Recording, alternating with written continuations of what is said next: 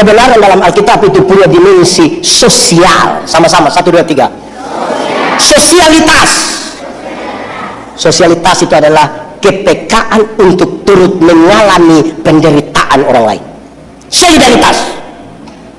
Kenapa Tuhan Yesus mau berkorban bagi Yandi? Karena dia solider dengan Yandi. Di gereja dalam pelayanan bersama itu butuh solidaritas, supaya bukan sekedar program. Gereja ini harus gelisah. Kalau kas uang ada banyak ratusan juta, tapi ada orang miskin di tengah-tengah persekutuan gereja. Gereja ini harus bermasalah ketika tangganya bagus-bagus, tapi tidak ada bidang miring untuk orang-orang difabel bisa naik ke atas. Harus gelisah. Gereja harus gelisah dengan mereka yang melihat tapi tidak bisa mendengar. Lalu kita beritakan apa buat orang? Langsung marah.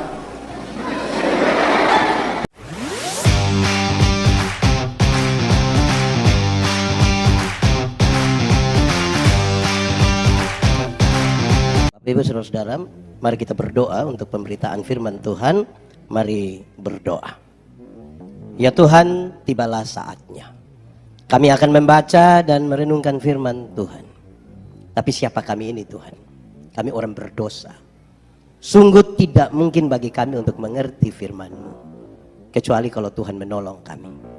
Oleh kuat kuasa Roh Kudus-Mu kami mohon, hari ini kami dimampukan. Bukan saja untuk mendengar dan mengerti firman-Mu, tapi lebih dari itu kami dimampukan menjadi pelaku-pelaku firman Tuhan. Berkati hamba-Mu yang akan menyampaikan firman.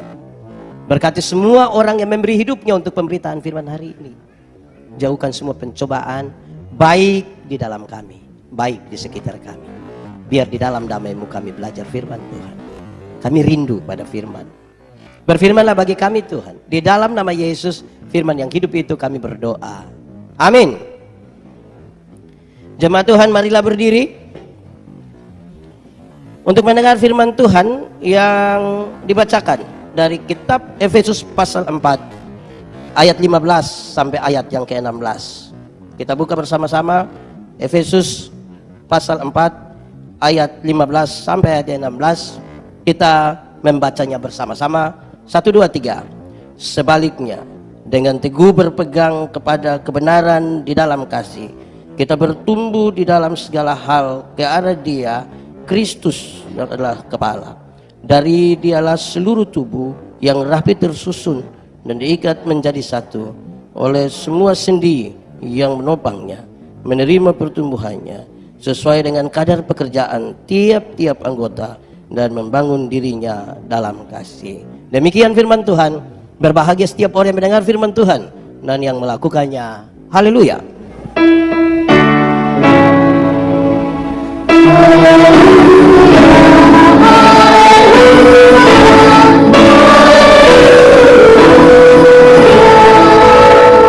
Mari silakan duduk semuanya. Bapak Ibu Saudara-saudara, shalom. Selamat malam. Ada sukacita. Kita merayakan ulang tahun Sinode GPB dan Jemaat Immanuel yang ke-77. Itu sudah banyak atau masih sedikit? Sudah tua atau masih muda? Sudah dewasa atau masih anak-anak? Cukup di 77 atau mau tambah lagi? Mau tambah sampai berapa itu? Di awal saya mau kasih tahu kita bahwa dewasa itu ada 3. Ada berapa? 1, dewasa biologis. Sama-sama 1, 2, 3. Kasih tahu teman di sebelah. 3, 2, 1. Dewasa biologis itu 10 tahun lalu kita berat badan hanya 37. Sekarang 73. Itu dewasa dulu. 10 tahun lalu pakai celana nomor 27 tidak ada masalah karena perut terapa. Sekarang perut seperti ada 3 begitu, 1 di sini, 1 di sini, 1 di sini. Itu dewasa biologis. Berkaitan dengan pembangunan fisik. Berkaitan dengan apa? Immanuel, pembangunan fisik Sulaman. Kenapa anda mau bicara? Sulaman, gereja Sulaman, pastori Sulaman, ruang sekolah minggu Sulaman. Sulaman sudah. Kedua, dewasa psikologi. Sama-sama. Kasih tahu teman di sebelah. 1, 2, 3. Dewasa psikologi tidak tergantung umur dan berat badan. Umur 40 tahun kalau tukang tersinggung, sedikit-sedikit tersinggung, sedikit-sedikit tersinggung, sedikit-sedikit tersinggung. Tersinggung kok sedikit-sedikit. Di sini ada yang biasa tersinggung.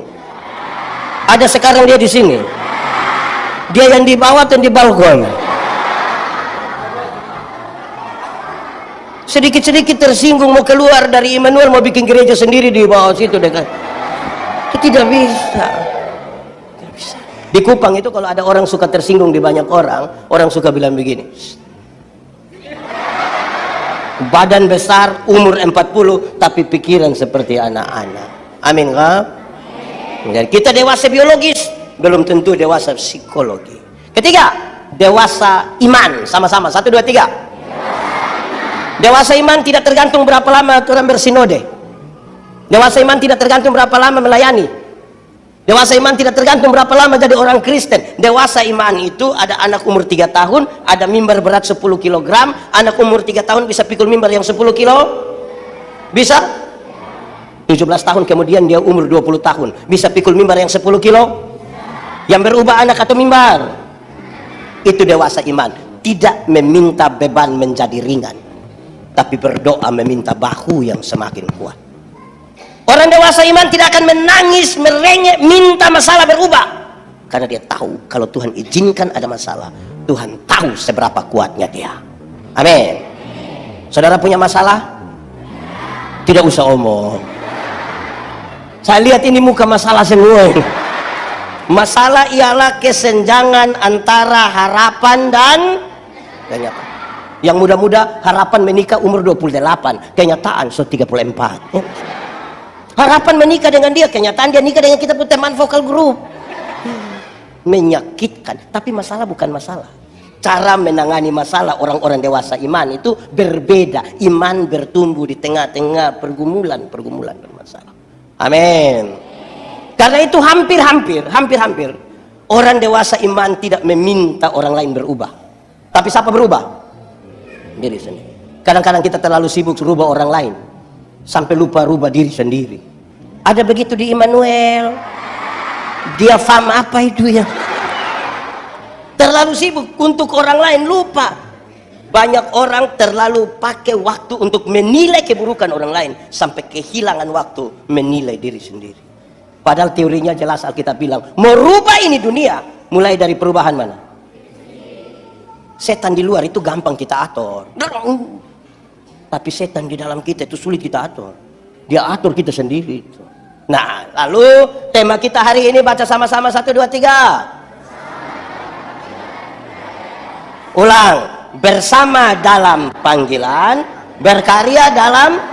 Subtemanya 1, 2, 3. Membangun cinta dan kasih dengan sesama sebagai wujud persatuan. Paulus meninggalkan jemaat di Efesus, padahal jemaat itu jemaat yang kecil, tidak punya kekuatan politik yang besar, tidak punya kekuatan sosial yang bisa mempengaruhi banyak orang. Paulus meninggalkan jemaat padahal Paulus tahu bahwa dunia adalah medan pertempuran. Sama-sama 1, 2, 3. Dunia adalah medan. Karena dunia medan pertempuran, maka semua orang akan berhadapan dengan pertempuran. Baik orang kaya maupun baik orang dewasa maupun baik orang beriman maupun orang baik yang cantik maupun yang semua. Paulus mendefinisikan musuh ada 2. Musuh ada berapa? 1. Musuh yang kelihatan. Yang kedua, musuh yang tidak kelihatan. Kalau musuhnya kelihatan, mungkin agak gampang karena musuhnya kelihatan. Di situ, kalau kita lihat dia pegang pistol, tinggal pegang parang, tinggal pegang batu, tinggal tidak pegang apa-apa, tinggal. Itu kalau musuhnya kelihatan. Lalu bagaimana kalau musuhnya tidak kelihatan? Covid itu kelihatan atau tidak? Iri hati itu kelihatan atau tidak? Apa? Paulus meninggalkan jemaat. Paulus kemana? masuk penjara. Sama-sama, 1, 2, 3. Karena pencuri, bunuh orang, merampok. Lalu kenapa Paulus masuk penjara? Karena coba-coba percaya pada Tuhan Yesus, mau memberitakan tentang Yesus. Justru di situ dia masuk penjara. Sebuah kenyataan yang sangat-sangat berbeda dengan kerinduan banyak orang Kristen hari ini. Banyak orang Kristen pikir kalau percaya Tuhan Yesus tidak ada masalah. Banyak orang pikir kalau percaya pada Tuhan Yesus jalan lurus terbuka. Banyak orang pikir kalau percaya Tuhan Yesus sakit kepala tinggal tunjuk begini dalam nama Yesus. Beberapa orang pikir kalau percaya Tuhan Yesus pagi-pagi petugas koperasi datang. Tuhan Yesus kasih keliru itu petugas. Di Samarinda kenal petugas koperasi juga. Pinjol tahun. Akrab. Justru di saat Paulus sungguh-sungguh percaya pada Tuhan Yesus, disitulah dia menerima kenyataan harus masuk penjara. Saudara percaya Tuhan Yesus? Betul-betul? Amin. Sekali Yesus tetap Yesus. Yes. So siap masuk penjara. Ini mulai ragu ini, mulai. Ulang, percaya Yesus? Yes. Mantap. Siap masuk penjara? Saya tanda yang bilang siap itu. Lalu bagaimana sekarang berhadapan dengan persoalan-persoalan ini? Berkaitan dengan pembacaan kita hari ini dan tema ini, Paulus menasihatkan apapun keadaannya, dalam situasi yang baik atau tidak baik, saudara harus tetap berpegang pada kebenaran. Berpegang pada apa? Kasih tahu teman di sebelah, 1, 2, 3. Ada dua kata dalam bahasa Indonesia, benar dan betul. Benar dan betul sama atau beda? Beda atau sama? Sama atau beda? Beda atau sama? Sama atau beda? Sama. Benar bisa berarti betul, betul bisa berarti, tapi dua kata yang sama ini sama-sama diberi awalan apa? Awalan ke, akhiran an. Akan jadi benar, akan jadi kebenaran. Betul akan jadi, masih sama artinya? Beda. Kebenaran arti lain, kebetulan arti lain. Sekarang saya mau tanya, hari ini kita ikut ibadah penyegaran iman di sini, kebenaran atau kebetulan?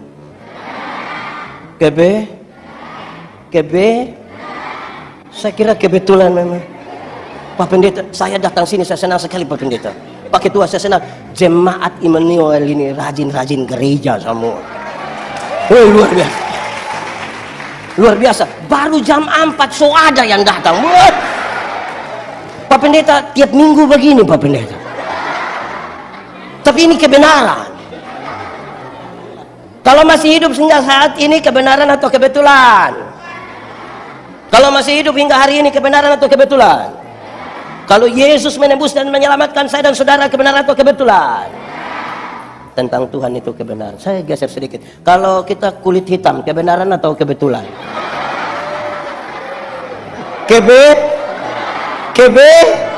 Saya lihat saudara pecah kongsi ini. Kalau orang rambut keriting, kebenaran atau kebetulan?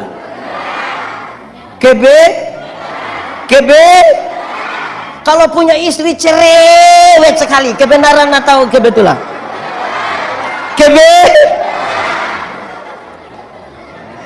Saudara-saudara, kenapa saya mulai mengatakan itu? Kenapa saya mau mengatakan itu? Saya ingin mendefinisikan kepada kita bahwa sampai pada berkarya bersama, melayani bersama, orang mesti mulai dari pengelolaan perbedaan-perbedaan. Siapa tidak mencintai perbedaan tidak pantas hidup di dunia. Tidak pantas. Kenapa?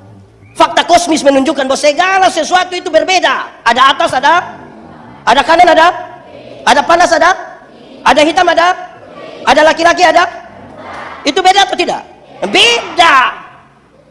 Pendeta Yandi pernah kasih nikah satu pasang nikah, yang laki-laki umur 64 tahun, yang perempuan umur 20 tahun.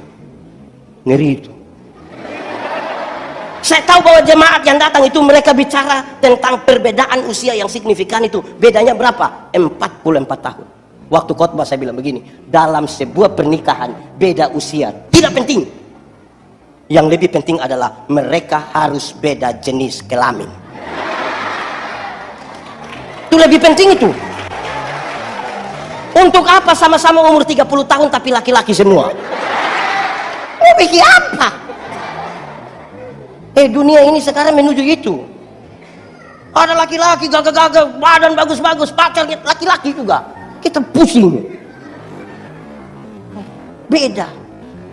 Tuhan berdoa supaya mereka menjadi satu, bukan supaya mereka menjadi seragam, bukan 100. Supaya mereka menjadi, bukan supaya mereka menjadi seragam.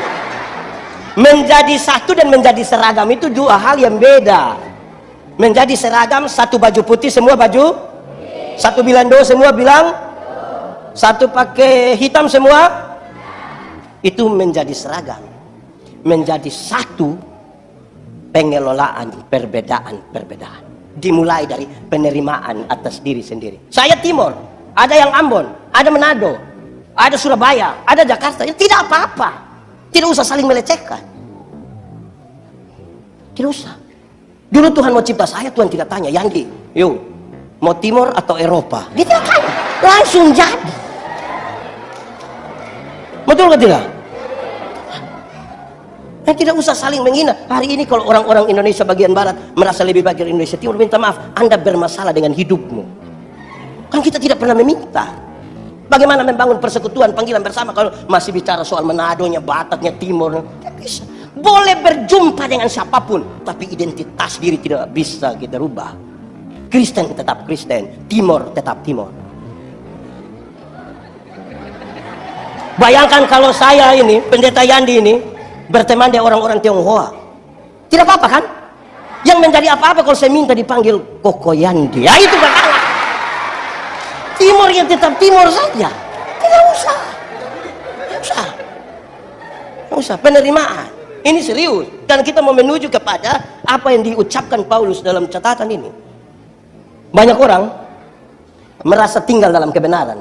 Padahal belum tentu. Belum tentu. Kenapa? Kebenaran dalam Alkitab punya 3 dimensi. Berapa dimensi? 3 kalau pakai bahasa Indonesia? 3. Pakai bahasa Inggris baru? Pakai bahasa Dayak? Atur saja. Kebenaran dalam Alkitab itu punya 3 dimensi. Pertama, legal. Sama-sama, 1, 2, 3. Legalitas. Ikut aturan. Semua bentuk pelanggaran terhadap aturan Tuhan tidak mau. Legalitas yang dibangun di atas pulihnya hubungan manusia berdosa ini dengan Tuhan. Kenapa? Jemaat di Efesus itu jemaat kecil. Yang ikut aturan saja dorang cari ini manusia dorang pun salah. Apalagi kalau langgar aturan. Sehingga dia bilang, kalau kita baca sampai pasal 6 dia bilang, pakailah ikat pinggang yang namanya kebenaran supaya engkau dapat bergerak dengan bebas. Ikut aturan. Di sini ada yang suka langgar-langgar aturan? Ada di sini. Pakai baju warna? Contoh. Di Immanuel ada katekisasi? Ada. Berapa lama? 1 tahun. Berapa kali tidak ada tatap muka, tidak boleh CD? Berapa kali? 3. Terus ada yang datang menghadap pendeta. Pendeta, Desember ada tabisan CD? Yo, bagaimana? Kita punya anak yang di Bandung itu, yang sekolah dokter itu. Anak pintar sekali. Itu dosen belum tahu, dia sudah tahu semua. Kenapa? Nanti Desember dia mau datang. Puji Tuhan, kali ini tahun ini mau Natal sama-sama papa mam. Itu pendeta. Maksudnya datang boleh langsung teguhkan. Tidak bisa begitu. Orang lempe anak boleh ikut. Ada apa dia? Tersinggung dia papa mama. Mau keluar. Kalau dia tidak bisa kami pindah. Lebih apa? Ikut aturan. Amin. Contoh. Ada yang kerja kantor. Biasa masuk kantor jam berapa? Taruh ya jam 8. Masuk kantor jam 8, dia pergi setengah 8. Ini ikut aturan atau tidak? Ikut. Itu cara jalannya mantap. Halo, salam semua, apa kabar? Selamat pagi. Itu kalau masuk jam setengah 8. Bayangkan kalau masuk jam 8 dia pergi setengah 12. Bisa jalan, halo, bisa begitu. Cara jalannya saja sudah mencuriga.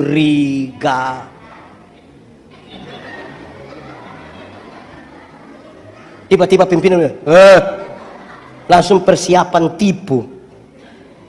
Saudara-saudara, di rumah ada aturan atau tidak? Di pasar ada aturan atau tidak? Di jalan ada aturan atau tidak? Di kantor ada aturan atau tidak? Lalu di gereja mau bebas-bebas. Banyak jemaat tidak mau diatur. Di sini ada yang tidak mau diatur. Ada sekarang. Coba tunjuk lagi. Ini mau panggil banyak orang, bayangkan manusia begini banyak di Immanuel, masing-masing mau atur diri sendiri. Bagaimana? Kebenaran itu legal, ikut aturan, taat, bahkan taat sampai mati. Orang tanya saya, Pendeta Yandi, yuk, biasa minum kopi? Ya, kopi hitam, pahit. Satu hari berapa kali? Pagi satu, sore satu. Di rumah. Kalau di luar rumah, lebih dong. Lalu kenapa di rumah hanya 2 kali? Ada istri. Pendeta takut istri? Tidak. Hargai istri. Hargai bagaimana pendeta? Iya, kalau kita bilang, mah, tambah kopi 1. Cukup. Tadi so 2. Cukup. Itu pendeta takut. Bukan takut, hargai. Coba pendeta jelaskan bagaimana hargai istri. Ya, karena kalau nanti pendeta Yandi sakit karena minum kopi, ibu-ibu yang minta foto itu tidak ada yang urus kita. Dia yang bilang stop, itu stop, itu dia yang urus. Betul? Itu pentingnya ibu-ibu stop. Kalau besok-besok kita mati, ibu-ibu yang minta foto di mana-mana, paling-paling hanya kasih naik orang sampai foto, tulis RIP dengan emoticon, terus ada tulisan pernah bersama-sama dengan pendeta. Lalu yang lanjut kredit, ibu-ibu mau lanjut sapu kredit,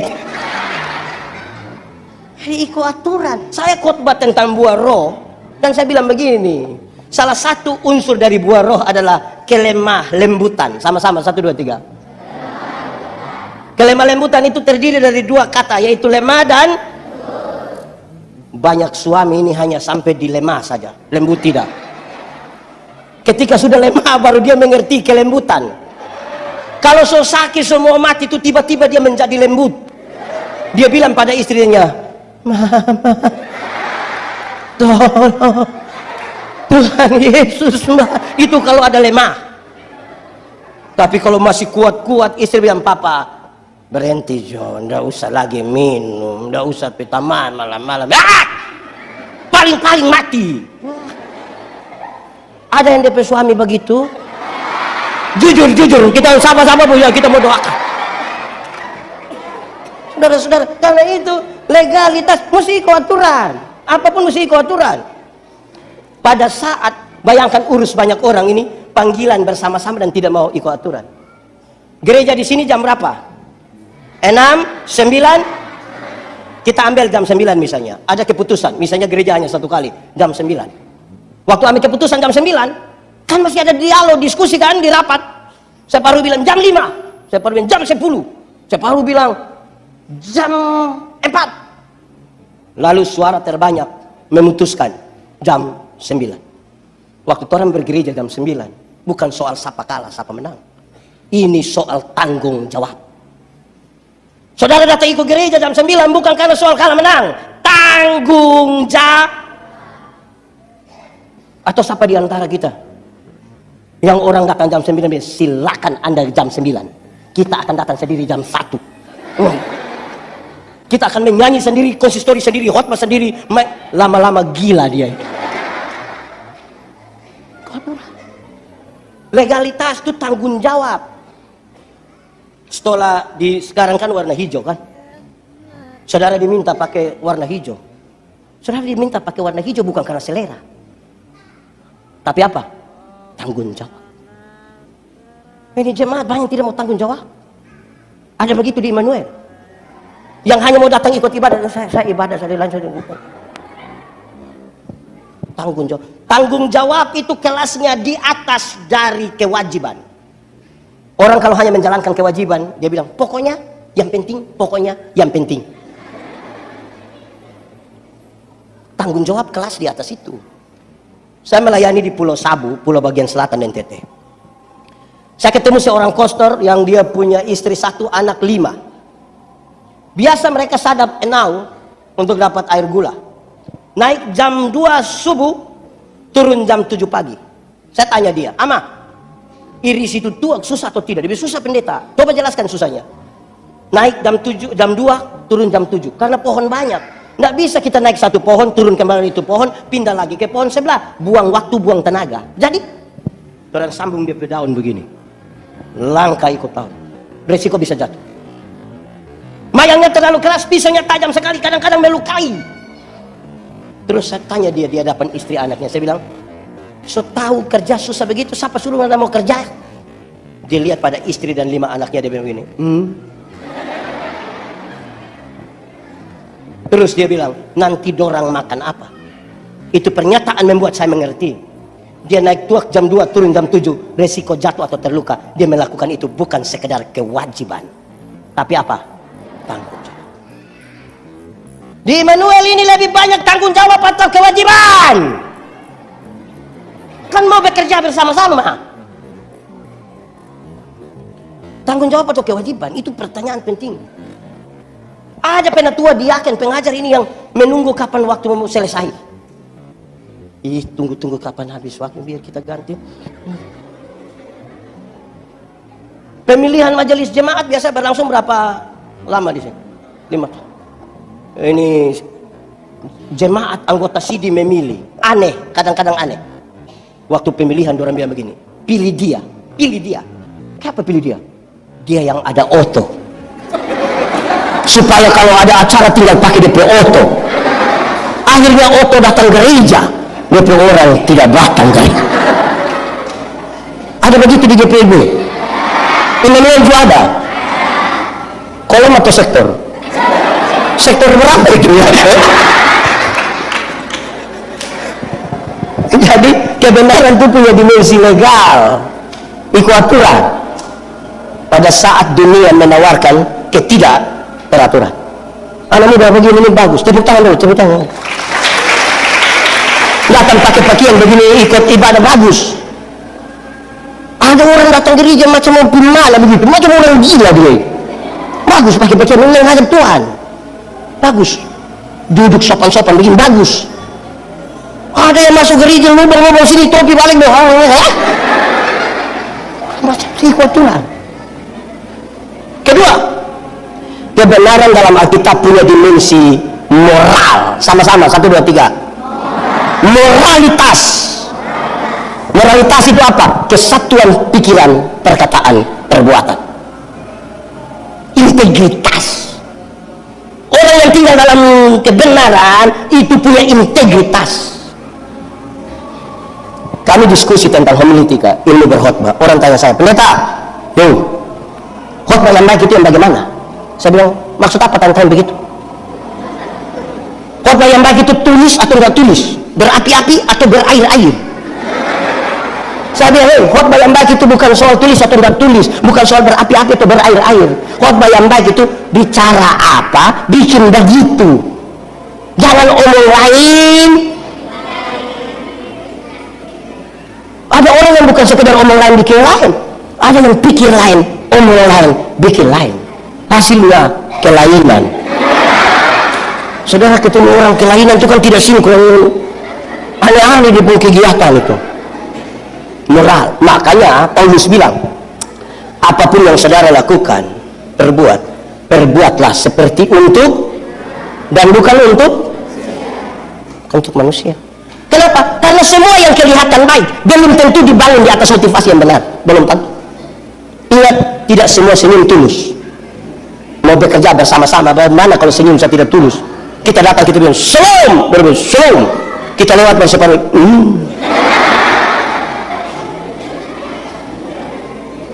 Betul? Pendeta yang dihotbah di banyak bank di Indonesia, saya bilang begini, ibu-ibu yang kerja di bank ini cantik-cantik semua. Mau lihat jauh, lihat dekat, tetap cantik. Orang pakai pakaian bagus-bagus lagi. Kerja di ruangan tertata rapi lagi, ber-AC lagi. Kita pergi bank macam nggak mau pulang, macam mau lihat terus dari bank. Kita baru naik tangga terakhir dengan santun sekali dengan bilang begini, selamat siang, ada yang bisa kami bantu? Terus saya tanya, ibu-ibu, siapa di antara ibu ini yang bangun pagi lihat suami pas bangun terus dia bilang selamat pagi, ada yang bisa kami bantu?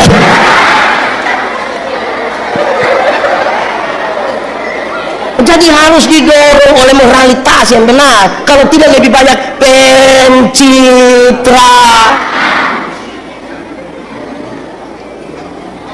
Di Immanuel ada ibadah, habis ibadah ada jabat tangan di pintu. Ada dua cara jabat tangan yang menjengkelkan.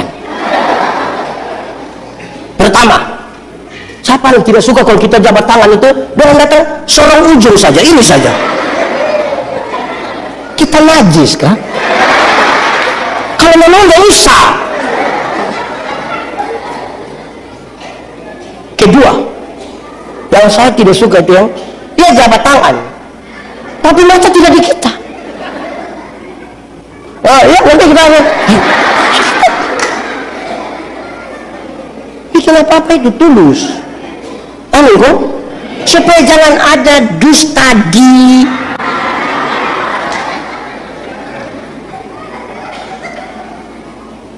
Kadang-kadang kita penuh dusta karena tidak digerakkan dari sini. Ada saudara-saudara tahu, ada yang kadang-kadang karena mau dapat tugas baca Alkitab dia datang sengaja terlambat. Hati sebenarnya tidak mau. Jadi kita mau pelayanan, bagaimana kalau hati tidak tulus? Amin ya? Hati harus tulus. Kasih persembahan juga tulus. Saudara pernah parkir, bayar uang parkir? Pernah? Saudara kasih kepada tukang parkir saja, saudara lipat bebek itu uang kasih. Masa kasih persembahan kepada Tuhan ramah-ramah begini? Sampai Patimura pepejang hampir patah gara-gara orang begini.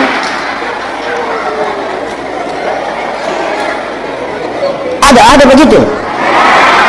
Kasih di tukang parkir saja kita kasih baik-baik. Masa kasih Tuhan kita kasih sembarang saja? Kasih baik-baik, isi di amplop atau ya taruh baik-baik, doakan. Saudara butuh doa baik-baik baru kasih. Saya pernah alami saudara, saya turun pesawat langsung pimpin ibadah. Pendeta-pendeta yang sambut pendeta yang ini nggak bisa singgah lagi di hotel. Ini toga so ada pendeta pakai langsung pimpin. Oke, habis ibadah kami duduk minum kopi, saya kasih masuk tangan begini. Ada kertas, uang apa ini? Ini duit persembahan ini. Lalu yang tadi kita isi apa? Saya pikir-pikir isi apa, baru saya tahu tadi yang saya isi itu boarding pass. Ada tulis nama lengkap, memalukan. Dan memberi tulus ditulus. Amin toh? Saudara, musim timur, angin timur itu di NTT cukup berat. Kalau kita kan NTT itu provinsi kepulauan, ikut laut pakai kapal feri, bayangkan di gelombang laut itu begitu. Kalau orang tahu ada pendeta di atas, pendeta terang ibadah di darat tidak pernah ibadah, di laut ibadah. Yang menarik adalah waktu memberi persembahan, apalagi diiringi lagu di tengah ombak dan arus pencoba. Sudah. Itu kami tidak pakai ini tangguh-tangguh persembahan begini, tidak pakai begini, karena memang tidak ada. Harus pakai dus yang besar. Kenapa? Karena kalau ibadah di laut dengan iringan lagu di tengah ombak, apalagi begini, itu yang bawa dos itu datang sekali isi begini, semua langsung masuk. betul. Beda kalau ibadah di darat. Beda atau tidak? Beda atau tidak? Beda, termasuk yang sebentar ini. Itu yang bawa persembahan datang, dia taruh tangan di dalam, macam agak lama. Sudah mulai berdepan mata ke putar-putar. Mata seperti ada firasat itu. Terus dia ambil doi isi begini, yang bawa persembahan selewat, baru dia kata, apa? Saya isi yang 100. Macam menyesal itu. Saudara pernah mengalami penyesalan itu? Akhirnya banyak ibu-ibu suka singgah di kios kan? Pernah singgah di kios? Bikin apa di kios itu? Tukar kasih besar. Jadi saudara, memberi kalau tidak tulus itu yang duit kecil. Duit besar itu sama. Ada orang tua, saya tidak bicara soal nominalnya, saya bicara tentang sikap. Ada orang dia kasih persembahan, dia lipat, dia pejari begini. Kita bilang, Bapak, kenapa sampai tangan begitu? Dia bilang, pendeta, kalau tangan kanan memberi, tangan kiri nggak boleh tahu. Terus saya bilang, tapi pendeta tahu. Pendeta tahu apa? 1000. Makanya begini. 100 nggak mungkin begini. Begini. Sebegini lagi sengaja batu-batu. Jadi ini soal tulus. Jadi kebenaran itu punya dimensi moral. Doa itu tutup mata, betul? Apakah semua yang tutup mata berdoa? Itu. Tuhan melihat hati. Amin toh? Bikin apa-apa itu tulus. Supaya kita jangan hidup dalam pura-pura. Kalau tidak banyak yang pura-pura. Ada jengkel tapi slow, damai di hati. Mesti bikin betul-betul tulus. Amin toh? Ada teori yang begini. Laki-laki itu melihat perempuan, tapi perempuan melihat perempuan. Laki-laki, suami-suami, bapak-bapak ini kalau duduk sama-sama, tiba-tiba seorang perempuan cantik masuk, serempak di rampung kepala akan begini. Tapi kalau istri ada di sebelah dan lihat begitu akan membawa masalah, perempuan cantik itu masuk, dia kepala cetap saja. Hanya mata yang pindah. Tapi ibu-ibu melihat ibu-ibu. Ibu-ibu ini kalau duduk sama-sama, ada seorang laki-laki ganteng masuk, orang biasa-biasa saja, tidak histeris. Kalau ada yang reaktif, kecil dia pergerakan. Jangan coba-coba yang masuk itu ibu-ibu. Tas agak besar, sepatu agak tinggi, rok agak pendek. Itu lihat ibu-ibu pakai siku dan bibir. Di gereja, untuk kasih tahu teman di sebelah dia pakai siku begini. Yang di sebelah lihat dia pakai bibir. Kadang-kadang 3, 1, 2. Di Immanuel ada. Dia majelis atau jemaat? Majelis jemaat. Ini bersama dalam panggilan dan berkarya. Nanti kita jelaskan lagi kasih. Ini khotbah masih panjang. Bukan mau pendek. Nah, bikin apa-apa tulus. Main musik tulus. Saya suka inanan dong. Begini. Ada di banyak tempat. Tugas selesai, keluar di luar. Merokok, main HP, segala macam. Bagus, begini terus. Itu sampai mati begini. Bagus. Bagus. Ya, kan kita mau datang dari hati yang tulus. Kita jangan sekedar jadi aktivis gereja. Banyak yang ikut pendeta Yandi. Ratusan orang sama-sama dengan saya. Satu hari ada satu anak datang bilang, Pak Pendeta Yandi, yo, saya pelayanan tiap hari tapi saya tidak merasa dapat sesuatu. Sebenarnya saya mengerti engkau punya masalah. Mengerti apa? Ya karena engkau sibuk aktor ini mik, aktor DP TV, aktor semua. Habis aktor kau jalan. Saya khotbah kau tidak dengar.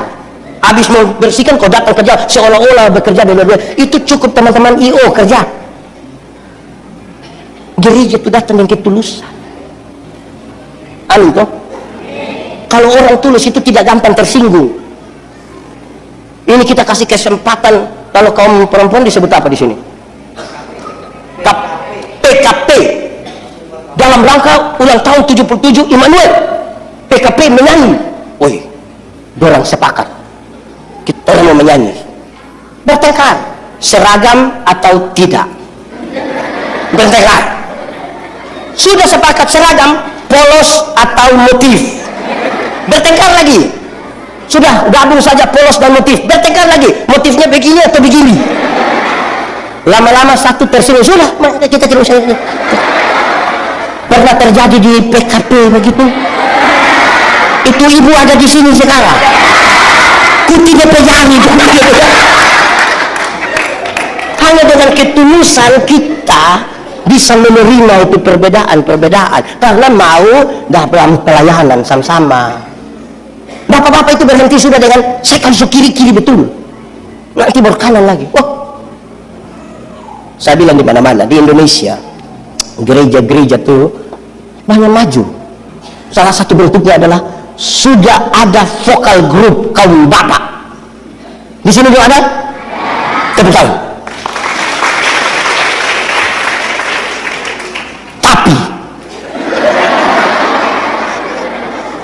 Tapi ada dua.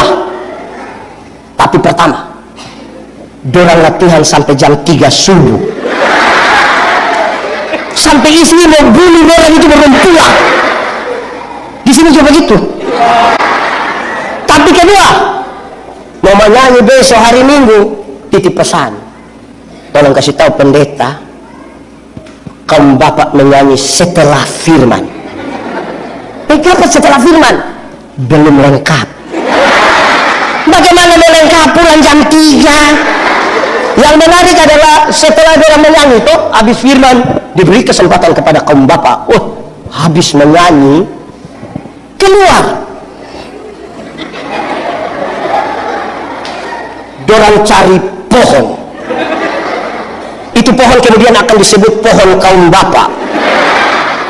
Di pohon kaum bapak itulah mereka berbicara sambil merokok. Mereka bicara tentang situasi politik terkini di Indonesia dengan analisa yang dalam dan tajam. Tapi dorang pasang-pasang telinga. Kalau pendeta yang pimpin bilang, arahkanlah hatimu pada Tuhan, terimalah berkatnya. Dorang yang dari pohon kaum bapak itu langsung lari cepat-cepat masuk. Supaya apa? Supaya apa? Duduk diam-diam di sini. Wah, gaya. Dengan seragam. Di sekitar sini ada pohon kaum bapak. Oh, tidak ada. Bagus sudah. Sudah. 3. Kebenaran dalam Alkitab itu punya dimensi sosial. Sama-sama. 1, 2, 3. Sosialitas. Sosialitas itu adalah kepekaan untuk turut mengalami penderitaan orang lain. Solidaritas. Kenapa Tuhan Yesus mau berkorban bagi Yandi? Karena dia solider dengan Yandi. Di gereja dalam pelayanan bersama itu butuh solidaritas. Supaya bukan sekedar program. Gereja ini harus gelisah. Kalau kas uang ada banyak, ratusan juta, tapi ada orang miskin di tengah-tengah persekutuan gereja. Gerejanya harus bermasalah ketika tangganya bagus-bagus, tapi tidak ada bidang miring untuk orang-orang difabel bisa naik ke atas. Harus gelisah.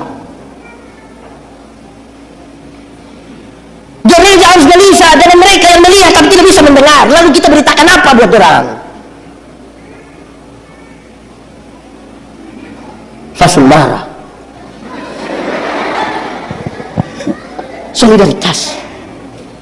Solidaritas orang Kristen kadang-kadang bermasalah. Kita kehilangan kasih. Kita kehilangan kasih. Di Samarinda ada mall, swalayan ada. Pernah tawar di swalayan? Kenapa tidak berani tawar di swalayan? Harga pas toh? 99.900, anu doi 100 kasih. Dengan kasih kembali permen 1 Indonesia, kau dapat saja, jangan bohong. Tapi kalau pagi-pagi dia beli sayur di oma-oma yang setua, oma-oma mungkin pulang jual sayur so mati dia. Itu tawar atau tidak? Tawar atau tidak? Itu tawar, itu mengerikan. Oma-oma sayur berapa? Oma so senangin nih. Oma bilang 3.000. Sengaja kaget, 3.000? Boleh 9.000. Kadang-kadang boleh 9.000, Oma tanam sendiri juga. Itu kalau kita jual, kita bawa gratis saja, bawa. Tawar sayur 3.000 jadi 9.000, padahal turun dari Innova terbaru. Di tangan kanan ada iPhone terbaru, tangan kiri ada Samsung terbaru, masih ada Nokia dalam tas, rantai salib berat 2 kilogram. Tawar sayur 3.000 jadi 9.000, mengerikan. Mulai besok kalau beli sayur, tawar itu terbalik dari itu. Tanya itu Oma, Oma sayur berapa? 3.000. Maaf Oma, boleh 1 3.000 Oma? Kalau bisa tawar sayur 3.000 jadi 1 3.000, hanya 3 kemungkinan. Kemungkinan pertama, itu orang punya solidaritas sosial yang sangat kuat, pantas ditiru, pantas diberi apresiasi. Tapi yang kedua mungkin makan puji, atau mungkin yang ketiga gila. Solidaritas kasih kita hilang. Saudara tahu hari-hari ini di zaman AI ini, jalan-jalan ada orang celaka, banyak kita nggak tolong, siaran langsung. Hai guys, ada yang celaka guys di jalan ke Balikpapan guys, motor metik, habis siaran langsung guys, mati. Kasih kita terlambat. Aduh. Lalu dia jelaskan, dia jelaskan begini, kebenaran yang punya dimensi sosial, legal, moral, sosial, mengarah kepada Kristus. Itu teks bilang gitu kan.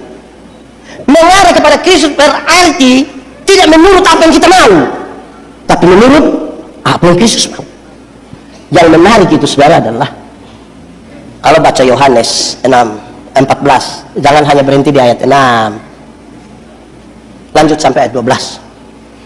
Ayat 12 yang begini, barang siapa percaya kepadaku, melakukan pekerjaan yang aku lakukan. Mengaku percaya pada Yesus, harus lakukan apa yang dia lakukan, mengarah kepada dia. Saudara, satu hari Tuhan Yesus urus seorang perempuan berzina yang kena tangkap. Supaya nanti kalau ada yang berzina, uruslah pakai cara Yesus. Menurut hukum setempat, dia mesti dilempar dengan batu sampai mati. Banyak orang mau datang kepada Yesus dengan harapan itu. Yesus bilang begini, kalau ada yang merasa tidak berdosa, angkat batu, lempar duluan. Ada yang lempar? Yesus tanya, dorang di mana? Sepulang Papa. Yesus bilang begini, engkau pergilah dan jangan berbuat dosa lagi. Kalimat pergilah dan jangan berbuat dosa lagi, Tuhan Yesus tidak setuju dengan dosa, tidak kompromi. Dosa tetap dosa. Tetapi kepada perempuan pendosa ini, Yesus beri kesempatan baru. Masa lalu tidak bisa dirubah, tapi masa depan bisa dirancang di dalam nama Tuhan. Pertanyaannya sekarang, suami-suami, di sini suami ada 10. Suami-suami, satu hari ketahuan istri berselingkuh dengan teman kantor, bisa urus pakai cara Yesus. Bilang kepada istri, "Ma, pergilah dan jangan berbuat dosa lagi." Saya bayangkan kami timur agak berat. Pergilah dan jangan pulang lagi. Itu tidak mengarah kepada Kristus. Satu hari ketahuan suami berselingkuh dengan teman kantor, bisa urus pakai cara Yesus. Bilang kepada suami, "Papa, pergilah dan jangan berbuat dosa lagi." Pasti Papa bilang, "Puji Tuhan." Banyak kita melayani tapi tidak berani punya kerendahan hati yang seperti Kristus dan bilang begitu. Banyak istri bilang, "Papa kira Papa sendiri yang bisa. Jangan lihat kita umur 40 tahun begini tapi berapa yang kecewa." Untuk mengarah kepada Kristus, sama-sama 1 2 3. Kasih kawan di sebelah, 3 2 1.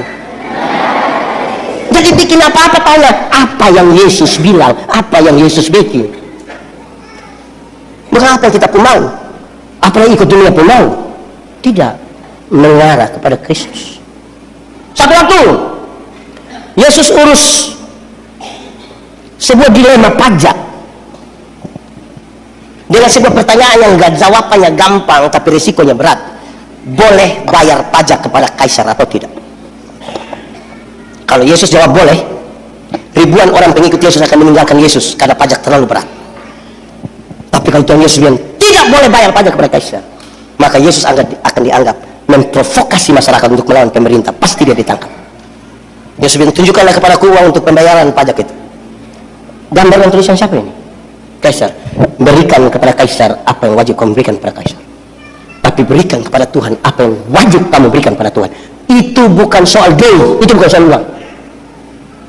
Gambar dan tulisan siapa? Kaisar. Kasih kepada dia. Tapi Alkitab bilang, dan kamu adalah gambar dan tulisan Allah. Berikan uangmu pada kaisar, tapi berikan dirimu pada Tuhan dan bukan uangmu. Supaya jangan ada orang bilang, Pak Pendeta, saya memang tidak ke gereja tapi saya punya persembahan, ada pergi terus. Di surga itu bukan kios jual Indomie. Tuhan butuh kita pun penyerahan diri, bukan doi, walaupun doi ada ikutannya, supaya persembahan dimulai. Saudara tahu persembahan dalam gereja itu dia pun kata dasar sembah, sama-sama 1, 2, 3, bukan sumbang. Atau di GPB tulis persumbangan, persembahan. Karena sembah datang dalam rupa yang baik sebagai bentuk penyembahan dan dimulai dari persembahan. Hanya ini Tuhan persembahanku, segenap hidupku, jiwa dan ragaku, sebab tak ku miliki harta kekayaan yang cukup berarti untuk. Ya, tapi kalau ada jangan bilang hanya ini Tuhan, tidak ada. Jangan politik begitu juga. Mengarah pada Kristus. Lalu untuk terikat semuanya menjadi satu, ada 2 pembahasan yang akan saya bilang di sini. Supaya kan harapan dia ayat 16, supaya rapi, tersusun dan diikat menjadi. Saya mau bicara 2 hal. Hal yang pertama, masing-masing pribadi harus menyatu dulu dengan Tuhan, baru menyatu dalam persekutuan. Tidak boleh ada satu orang pun yang tidak menyatu dengan Tuhan tapi mau datang menyatu dalam persekutuan. Tidak bisa rapi tersusun. Panggilan kita itu dimulai dari panggilan pribadi, personal, baru datang pada panggilan secara komunal, bersama-sama. Tiap-tiap orang harus punya pengalaman dengan Tuhan, relasi personal yang kuat, baru dia datang ke sini. Tanpa itu tidak bisa. Tapi dengar ini, relasi personal yang kuat hanya bisa terjadi dengan cara menjaga kekudusan. Sama-sama 1, 2, 3. Kenapa kekudusan itu penting? Karena Tuhan yang kita sembah adalah Tuhan yang kudus. Yang kudus tidak dapat bersatu dengan yang tidak kudus. Anggalkanlah kasutmu, sebab tempat di mana engkau berdiri itu kudus. Kalau kudus itu terang, tidak kudus itu gelap. Yang terang tidak dapat bersatu dengan yang gelap. Orang di terang bisa lihat orang di gelap? Bisa? Orang di gelap bisa lihat kita di terang? Lalu kenapa kadang-kadang orang sudah terang tapi dia kembali ke gelap? Karena dia suka begini, dia suka begini. Orang Nada bilang baho, kalau sebegini sedikit aja.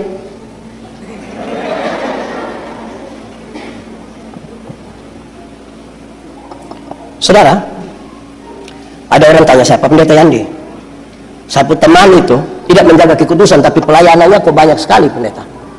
Ya, orang tidak menjaga kekudusan tapi pelayanan banyak, itu dia hanya aktivis pelayanan.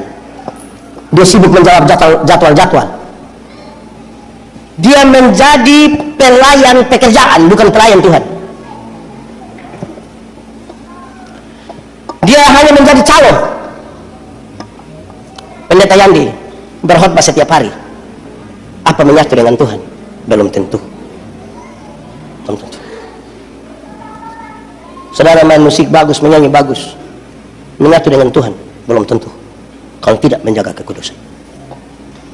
Majelis jemaat, penatua diaken, melayani tiap hari, menyatu dengan Tuhan, belum tentu kalau tidak menjaga kekudusan. Saudara mungkin hadir pada semua ibadah, bahkan saudara disebut maha hadir. Semua ibadah dia masuk, PKLU masuk, anak juga ikut, pemuda dia masuk, menyatu dengan Tuhan, belum tentu kalau tidak menjaga kekudusan. Kalau mau rapi, terikat, tersusun, mesti menjaga kekudusan. Saudara, mari bantuan pendeta dong. Mari sini saya, mari minta tolong. Mari sini saya. Nama siapa? Rian. Ini anggap saja, tidak usah baper lah, anggap saja ini tangan Tuhan dan ini tangan orang berdosa. Ini anggap saja, tidak usah. Ini tangan Tuhan, ini tangan orang berdosa. Lantas kita orang yang berdosa ini mau pegang tangan Tuhan.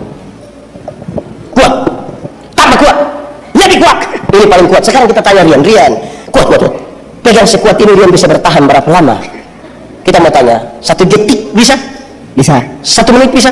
Bisa. 1 jam bisa? Belum tentu. 1 hari bisa? Enggak. 17 tahun bisa? Enggak. Makin kuat Rian pegang, makin cepat dia lepaskan. Lalu bagaimana sekarang? Dia harus merelakan dirinya, membiarkan tangan Tuhan pegang, supaya waktu di mana dia sebagai manusia, kita sebagai manusia, jari-jari kita seperti mau terlepas, tangan Tuhan tidak melepaskan kita. Terima kasih. Aku tahu kan hari esok, namun langkahku bukan suryaku harapkan, karena surya kan oh tiada ku main saja tidak apa-apa, akan masa menjelang ku berjalan serta Yesus, maka hatiku tenang. Banyak hal tak ku fahami dalam masa menjelang, tapi tak bagiku ini tangan Tuhan yang banyak hal dalam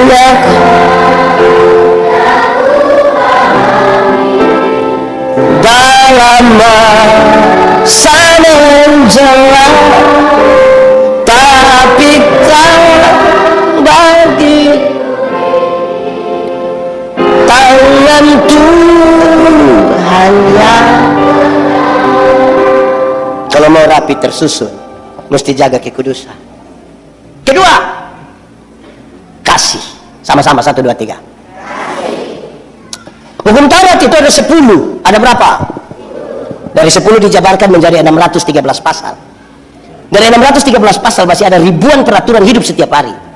Dari ribuan itu Tuhan Yesus simpulkan dia tinggal 2 kalimat, mengasihi Tuhan dan mengasihi. Dari 2 kalimat itu Tuhan simpulkan tinggal 1 kata, yaitu K-A-S-I. K-A-S-I. Kasih, kasih, kasih. Kasih, kasih, kasih. Kasih.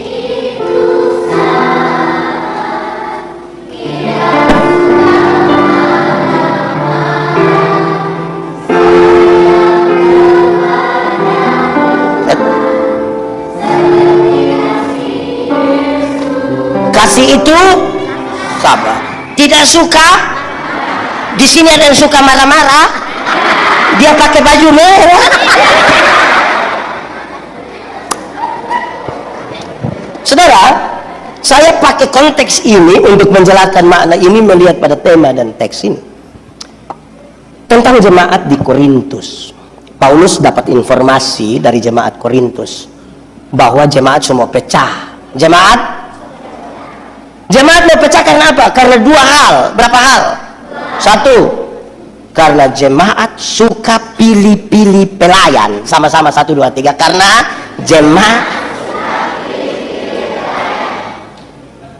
jemaat yang begini, pelayan yang baik itu harus seperti Paulus. Karena Paulus itu satu kali berkhotbah 2.000, 3.000 orang bertobat. Yang lain tidak. Pelayan yang baik itu harus seperti Apolos. Karena Apolos itu seorang pengkhotbah, khotbah 5-6 jam, orang tidak mengantuk. Itu dulu baru pelayan. Paulus dan Apolos tidak tahu. Tapi jemaat sementara mengelompokkan diri, seolah-olah ada golongan Paulus, seolah-olah ada golongan Apolos. Ini bikin kacau persekutuan. Immanuel berapa pendeta? Berapa? Jemaat aman. Kenapa suara hilang? Jemaat hari-hari ini agak aneh. Karena beribadah mencari kepuasan dan bukan mencari kemuliaan. Kalau orang baca warta jemaat atau warta mimbar?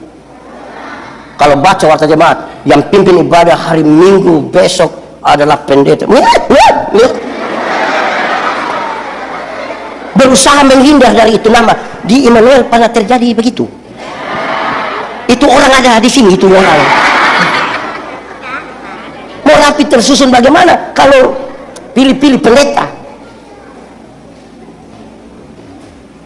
Di Gemit itu kalau ada jemaat suka dengan pendeta, menghadap sinode, jangan kasih pindah dulu orang pendeta. Kenapa? Kami sementara membangun. Oh, dia kepala tukang.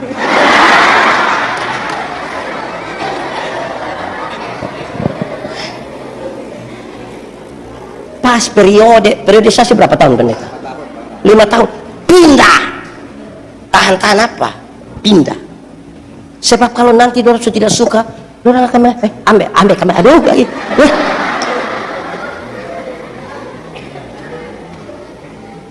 Ibarat pacaran itu masih cinta putus. Supaya pakai menangis.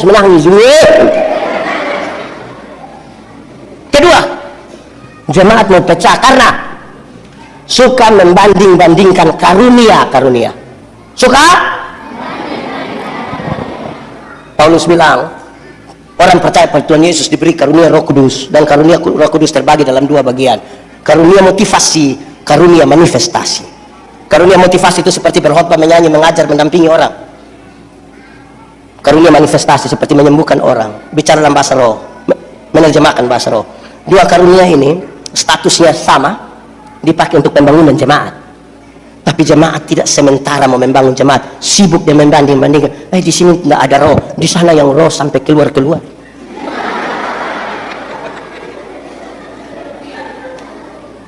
Ini bikin kacau ini.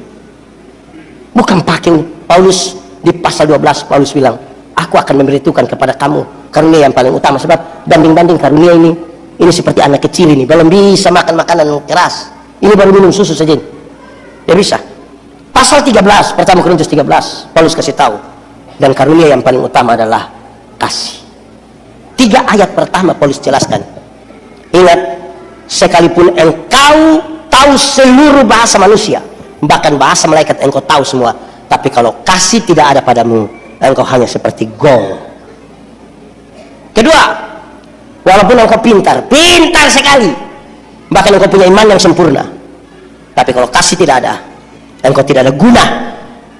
Ketiga, sekalipun engkau terlalu baik memberikan semua yang ada padamu, bahkan tubuhmu engkau berikan untuk dibakar sekalipun, tapi kalau kasih tidak ada padamu, engkau tidak ada faedahnya.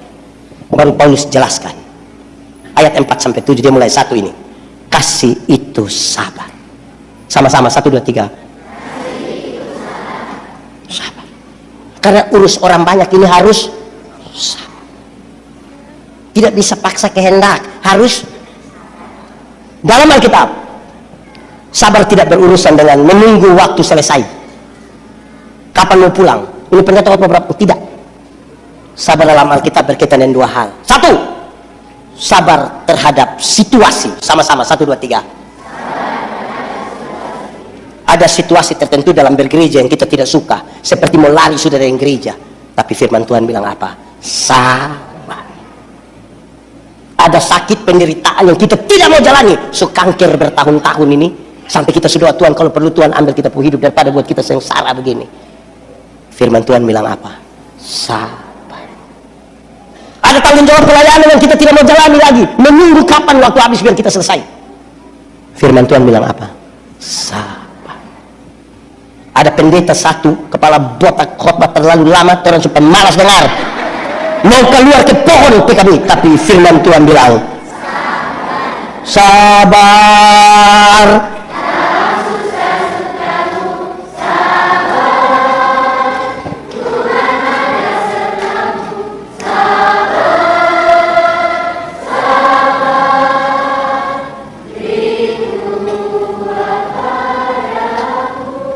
Dua, sabar terhadap orang. Sama-sama, 1, 2, 3.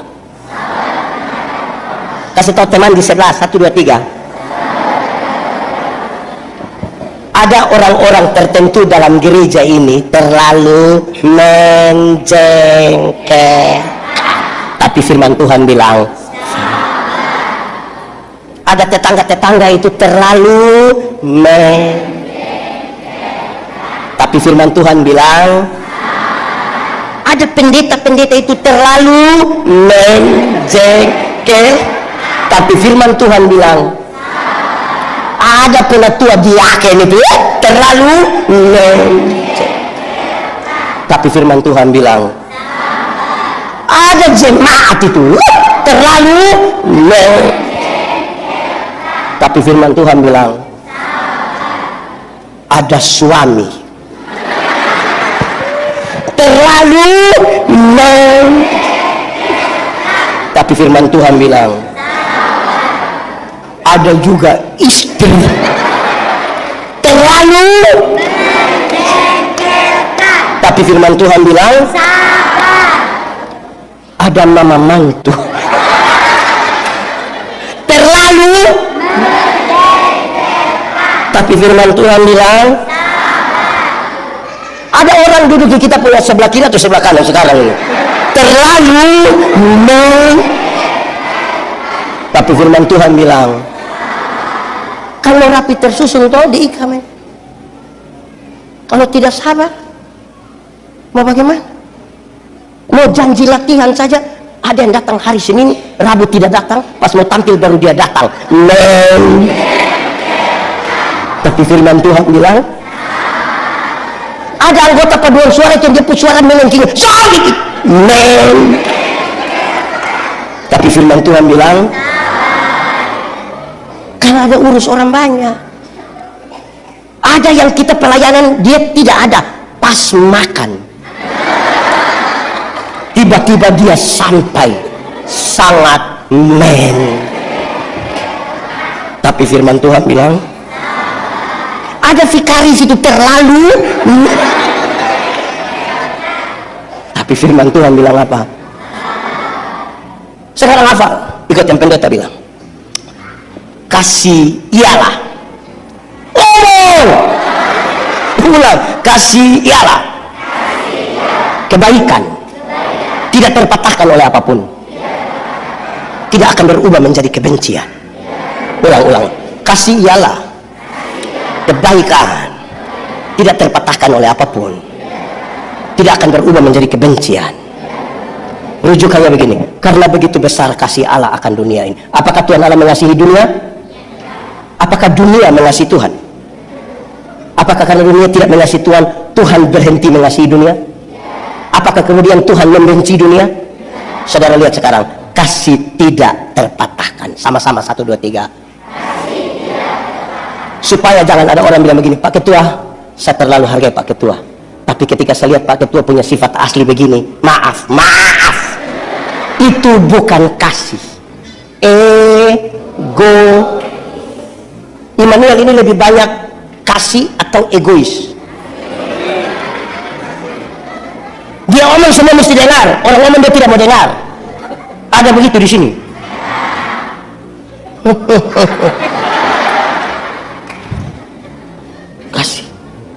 Kasih kasih tidak terpatahkan. Yang bisa mengkonfirmasi ini, saya bicara di mana ini saudara sudah dengar, tapi saya ingin bicara menegaskan ini. Yang bisa mengkonfirmasi tentang kasih yang tidak terpatahkan ini adalah ibu-ibu. Siapa? Ibu-ibu. Melahirkan itu sakit atau tidak? Terlalu sakit. Mau melahirkan normal atau abnormal tetap sakit. Sesar itu abnormal ibu. Waktu ibu-ibu sakit melahirkan, suami saja tidak bantu.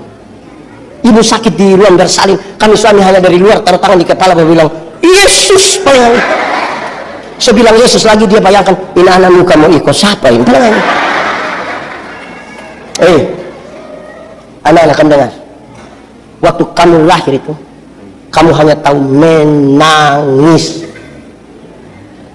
Orang tua kalau sudah dengar kamu menangis, orang pikir lapar, basah, atau mungkin sakit apa. Anak-anak punya jam tidur, orang tua punya jam bangun. Orang tua punya jam tidur, anak-anak punya jam bangun. Banyak orang tua tidak tidur karena anak-anak mereka. Jam 3 subuh masih ada orang tua gendong-gendong dia anak begini. Betul? Dalam keadaan sempoyongan karena tidak bisa tidur, jam 3 pagi masih begini. Seringkali ibu-ibu dipaksa lagi menjadi penyanyi. Makanya seringkali ibu-ibu punya lagu tidak bisa dipertanggungjawabkan. Kalau tidak bobo, padahal justru kalau anak bobo itu baru nyamuk gigit.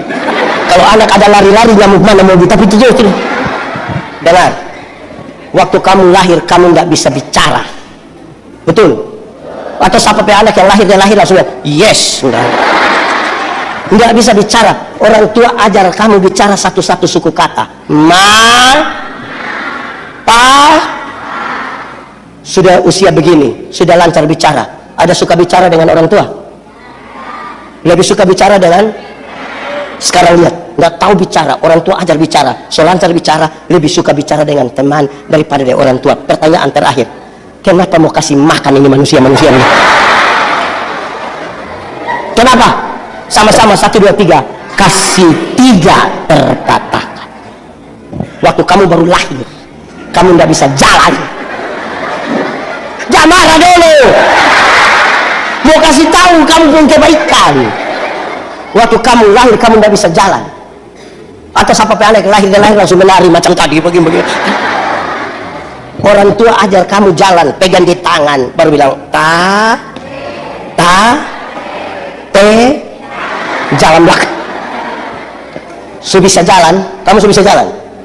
Sudah begini, suka jalan dengan orang tua? Lebih suka jalan dengan? Kenapa tidak suruh dapat teman kasih makan? Sama-sama 1, 2, 3. Kasih tidak Orang tua bilang begini, anak, asal kamu mau sekolah tinggi, biar orang tua ikat perut tidak apa-apa.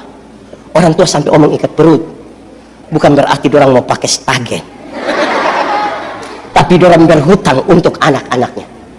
Kamu ada pegang handphone Android, utang.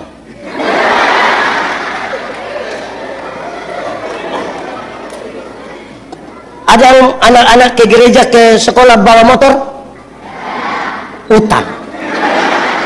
Atau orang Samarinda beli motor cash untuk anak-anak. Dengar, orang tua bisa tidak makan untuk kamu, seumur hidupnya dipersembahkan bagi kamu. Tapi ketika dong lanjut usia, sakit, berapa banyak anak yang mau urus orang tuanya? Orang tua melahirkan kamu banyak-banyak, tidak pernah titip di mana-mana. Tapi anak-anak banyak-banyak yang sukses di Samarinda bisa titip orang tua di panti jompo. Ingat, yang titip atau rencana titip, batalkan segera. Karena hari ini kita titip orang, besok-besok dong akan titip kembali orang. Amin toh? Hidup hanya berulang. Apa yang kita lakukan, apa yang kamu kehendaki orang perbuat kepadamu, perbuatlah itu kepada. Ingat, saya mau kasih tahu, waktu kamu pilek, orang tua tidak pernah pakai tisu. Betul? Waktu kamu buang air besar, tidak pernah orang tua pakai sarung tangan, pakai tangan. Hari ini dorang di kursi roda, hari ini dorang ada di tempat tidur karena sudah tua dan sakit. Berapa anak kandung urus? Ada berapa anak kandung urus? Vikaris, berapa saudara? 4. Berapa saudara? Berapa saudara?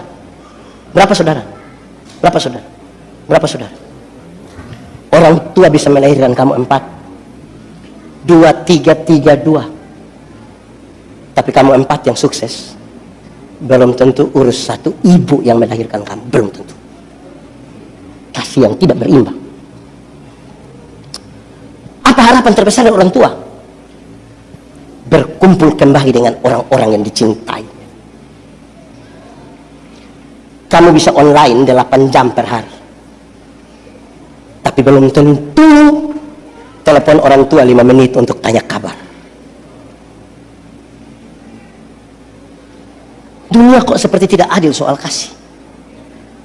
Karena itu hanya orang tua, ibu-ibu yang bisa mengkonfirmasi kasih yang tidak terpatahkan. Saya meminta saudara renungkan. Kalau hari ini orang tua yang mati itu hidup kembali, atau ini pertemuan terakhir dengan orang yang kau kasih, apa yang akan kamu bilang pada mereka? Besok langsung mati, mau ngomong apa?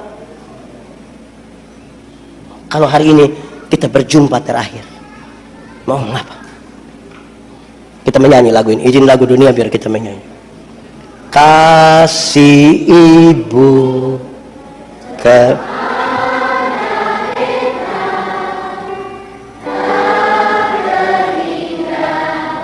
sepanjang masa hanya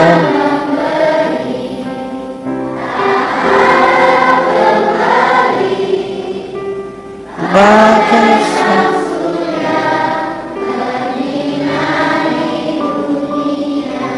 Coba kita ulang menyanyi lagu ini sambil bayangkan mama mantu pemuka. Kasih kepada siapa? Mau sampai kapan?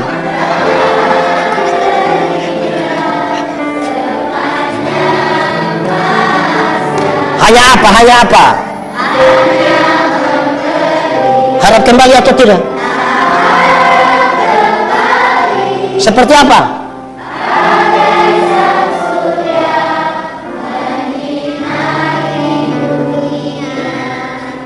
Begini baru sengaja sedih-sedih.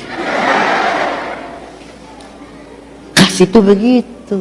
Makanya orang tua kalau dia marah dia anak, tapi karena kasih tidak terpatahkan, dia bilang nanti ngoni sukawe mau ngoni rasa sendiri. Ya kan? Karena hanya kasih yang bisa buat kita bertahan. Kasih yang buat kita rindu, kasih yang buat kita mau cari tahu dia mau, kasih yang membuat kita mengenal dia, kasih yang membuat kita mau baku dapat terus, hanya kasih.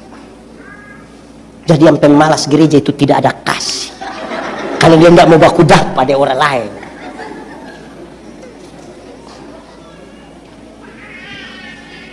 Hanya karena kasih yang besar, toh saudara tahu. Hari ini kalau kita bertanya pada Tuhan Yesus, Tuhan Yesus, seperti apa yang kau mengasihi aku? Tuhan Yesus tidak jawab, dia tidak menjawab. Dia merentangkan tangannya di kayu salib dan mati bagi saya dan saudara.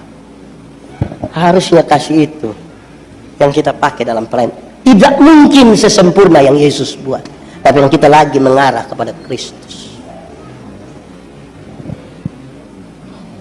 Amin kok? Selapar? Jangan pura-pura. Saya melihat saudara selama kalau saudara tadi.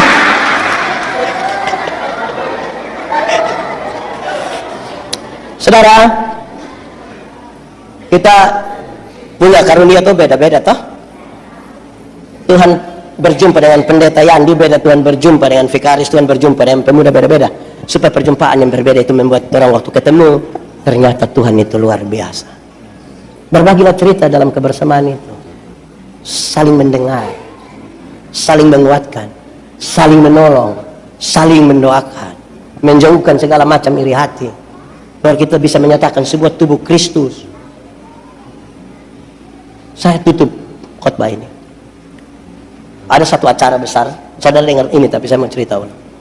Di satu acara besar ada, pas saya mau khotbah ada orang bangun kasih kesaksian, ibu kasih kesaksian, dia bilang satu waktu antara tidur atau tidak tidur begitu, malaikat bawa dia ke surga.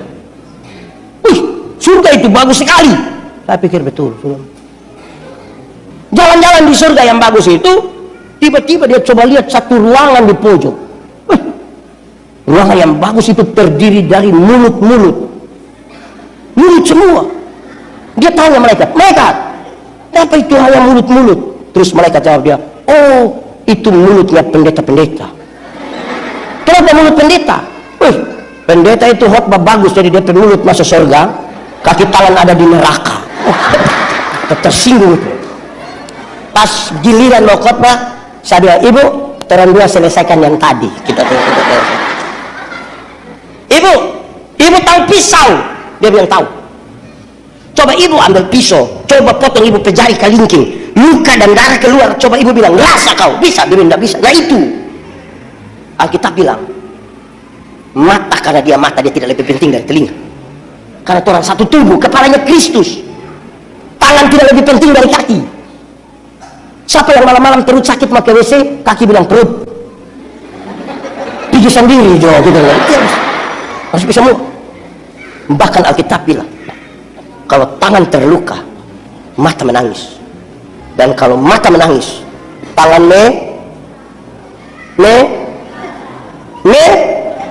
melap. Ya, jadi ibu, kalau mau masuk surga itu masuk semua. Mulut, kaki, tangan. Masa mulut di sini, kaki, tangan di neraka? Ini sesat. Urus persekutuan jemaat itu begitu. Satu sakit semua sakit, satu senang semua senang. Jangan cari senang sendiri. Toh? Orang kerja dia tidak ada, tapi bagian membungkus dia nomor satu. Di muka. Di sini ada yang tukang membungkus. Ada di sini dia. Deputasi siapa ya? Supaya Tuhan satu hati tuh. Tuhan memberkati kita. Mari tunduk kepala semua di hadapan Tuhan. Firman Tuhan berkata, kalau kamu dengar suaranya, jangan keraskan hatimu. Minta Roh Kudus lembutkan setiap hati yang keras. Nikmati 1-2 menit bersama-sama dengan Tuhan. Dan dengan jujur katakan satu kalimat kepada Tuhan. Jujur. Ingat, manusia itu orang tipu, tapi Tuhan tidak bisa kita tipu. Dia lihat sampai ke kedalaman jiwa. Bahkan untuk hal-hal yang tidak pernah kita ungkapkan sekalipun, katakan sesuatu pada Tuhan.